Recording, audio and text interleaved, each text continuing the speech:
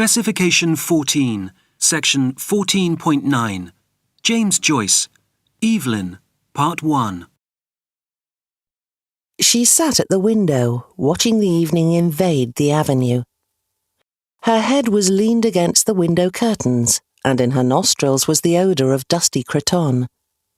She was tired. Few people passed.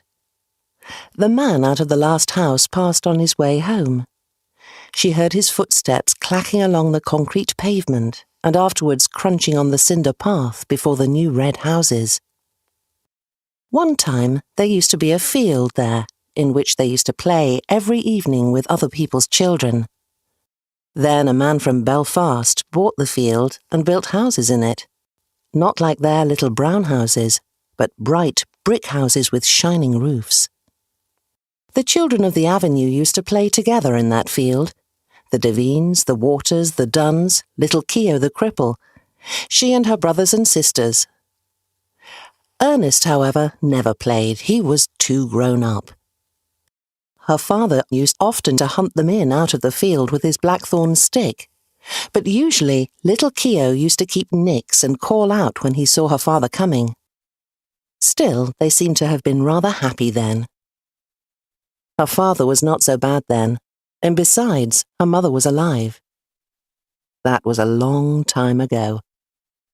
She and her brothers and sisters were all grown up. Her mother was dead. Tizzie Dunn was dead too, and the Waters had gone back to England. Everything changes. Now she was going to go away like the others, to leave her home. Home. She looked round the room, reviewing all its familiar objects which she had dusted once a week for so many years, wondering where on earth all the dust came from. Perhaps she would never see again those familiar objects from which she had never dreamed of being divided. And yet, during all those years, she had never found out the name of the priest whose yellowing photograph hung on the wall above the broken harmonium, beside the coloured print of the promises made to Blessed Margaret Mary Alacoque. He had been a school friend of her father. Whenever he showed the photograph to a visitor, her father used to pass it with a casual word, "He is in Melbourne now." She had consented to go away, to leave her home. Was that wise? She tried to weigh each side of the question. In her home, anyway, she had shelter and food. She had those whom she had known all her life about her. Of course she had to work hard, both in the house and at business. What would they say of her in the stores when they found out that she had run away with a fellow? Say she was a fool, perhaps, and her place would be filled up by advertisement. Miss Gavin would be glad. She had always had an edge on her, especially whenever there were people listening. "Miss Hill, don't you see these ladies are waiting? Look lively, Miss Hill, please." She would not cry many tears at leaving the stores. But in her new home, in a distant, unknown country, it would not be like that. Then she would be married. She, Eveline. People would treat her with respect then. She would not be treated as her mother had been. Even now, though she was over 19, she sometimes felt herself in danger of her father's violence. She knew it was that had given her the palpitations. When they were growing up, he had never gone for her, like he used to go for Harry and Ernest, because she was a girl. But latterly, he had begun to threaten her, and say what he would do to her only for her dead mother's sake. And now she had nobody to protect her. Ernest was dead, and Harry, who was in the church decorating business, was nearly always down somewhere in the country. Besides, the invariable squabble for money on Saturday nights had begun to weary her unspeakably. She always gave her entire wages, 7 shillings, and Harry always sent up what he could. But the trouble was to get any money from her father.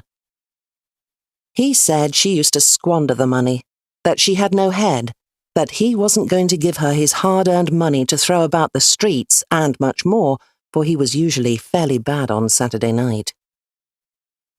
In the end, he would give her the money and ask her had she any intention of buying Sunday's dinner.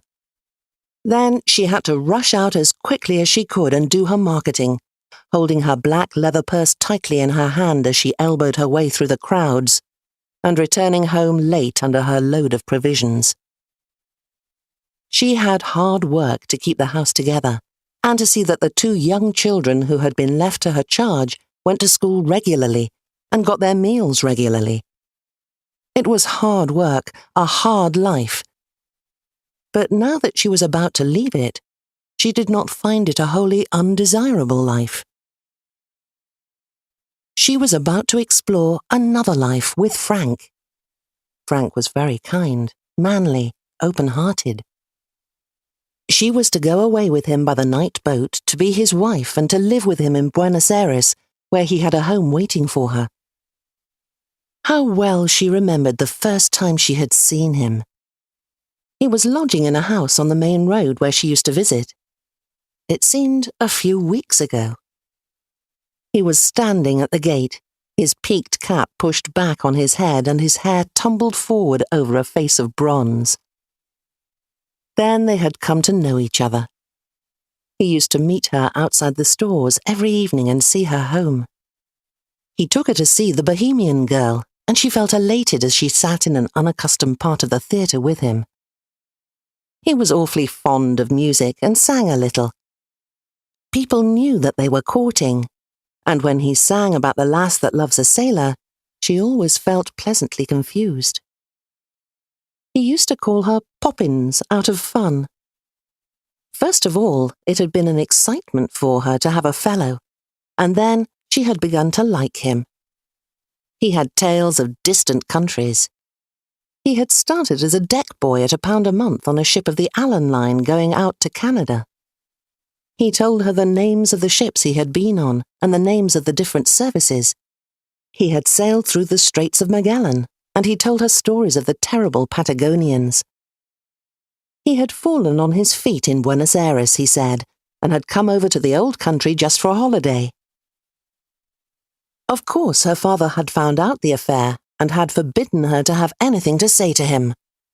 "I know these sailor chaps," he said. One day he had quarrelled with Frank, and after that, she had to meet her lover secretly. The evening deepened in the avenue. The white of 2 letters in her lap grew indistinct.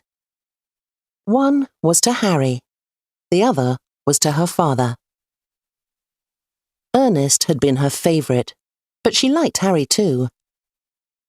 Her father was becoming old lately, she noticed. He would miss her. Sometimes he could be very nice. Not long before, when she had been laid up for a day, he had read her out a ghost story and made toast for her at the fire. Another day, when her mother was alive, they had all gone for a picnic to the Hill of Howth. She remembered her father putting on her mother's bonnet to make the children laugh. Her time was running out, but she continued to sit by the window, leaning her head against the window curtain, inhaling the odour of dusty cretonne.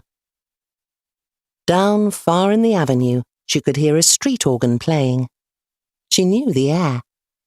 Strange that it should come that very night to remind her of the promise to her promise to keep the home together as long as she could.